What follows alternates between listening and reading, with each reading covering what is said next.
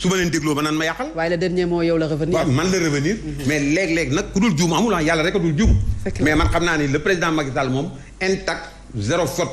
mais nag ñi muy àndal am na ci ñoo xam ne ñoom ñëpp xamante nañu sax seen biir ñoom ñëpp xam nañ ni ñu suul ndaanaan la man. alors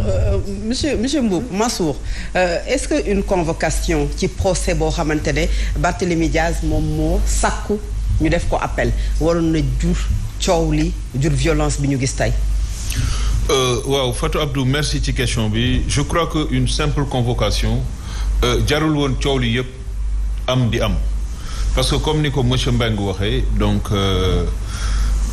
Sénégal dafa nekk un tout petit pays boo xam ne nit ñëpp ay mbokk lañ te dañoo am ay valeurs yoo xam ni c'est des valeurs que nous partageons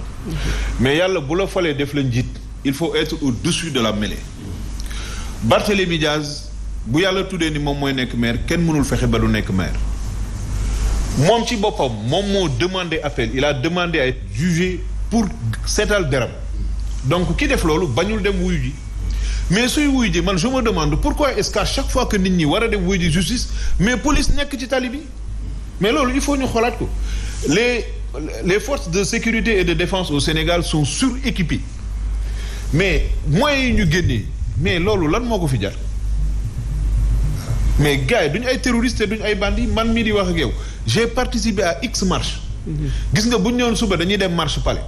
su fa policier nekkul nit ñi dañuy dem ba buntu palais demaat ñibbi parce que nous aussi nous ne sommes pas un peuple de sauvages duñu ay sauvages ay nit lañ mais force de l'ordre yi ñoom ñooy exciter jeunes yi di sànni ay grenades lacrymogènes loolu mooy tax marche bi fi am dafay dégénérer ils doivent être des forces républicaines su marche amee ñu encadrer ko dans la discipline su amee ay nit ñoo xam ne c'est des téméraires ak des récalcitrants ñu jëm leen contenir ba marche bi jeex ñu bàyyi leen ñu dem mais aussi li ma ci gën a regretter mooy le fait qu'à chaque fois ñu bëgg a jël affaire bi di ko renvoyer waat nga convoqué nit ki mu préparé wu ba nekk ci yoon bi ñu ne ko mbir mi renvoyé nañ ko mais ça aussi ça atteste d'un manque de sérieux notoire de la part des autorités judiciaires de ce pays-là et ça il faut avoir le courage de le dire Barthélémy Diaz convoqué nañ ko mi ngi dem wuyu il n'avait pas à renvoyer l'audience ba pare li ma ci jaaxal mooy mais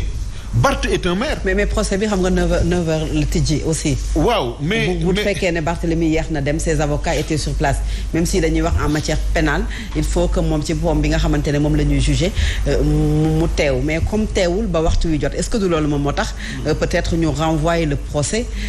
parce que renvoi bi motif bi mooy avocat. partie civile bi ñoom ñoo teewul woon ci li nga xam ne moom mooy procès bi. waaw mais loolu mën na nekk un motif et sur le plan juridique peut-être que c'est fondé. mais li ma bëgg a xam mooy mais Barthélémy Diaz c'était un maire en exercice de ses fonctions. ñu fekk ko ci maireem bëccëg ñëpp di ci teg seen bët des agresseurs envoyés par le pouvoir d'alors le pouvoir d'Abdoulaye Wade. ñu fekk ko ci maire armé mais tey jii si Barth n'avait pas tiré mais pour se protéger. tey bu Ndiaga Diouf bu doon Ndiaga Diouf moom moo rey Barthélémy Diaz mais kenn du mës a xam kan mooy Ndiaga Diouf parce que état moo ko yónni ce serait le flou total heureusement que Barth moo tiré il n'est pas dit que moom moo ko rey il a tiré ne signifie pas que c'est lui qui l'a tué parce que nag il faut que les gens fassent la part des choses parce que bi mu tiré comme on l'a dit gisuñu kenn ku fa daanu gisuñu kenn ku fa dee c'est après qu'on a appris que Ndiaga Diouf était mort mais loolu nag su amee man personnellement man laa wax de man xaw ma Barth xaw ma keneen man ku ma fekkoon sama mairie yónni ay nervis ñu bëgg ma attaquer si je peux tuer tous les nervis man dama leen di rey sans état d'âme parce que man je préfère 10 000 nervis morts que de voir un maire qui est au service de la République ñu koy rey man loolu mooy sama gis-gis parce que les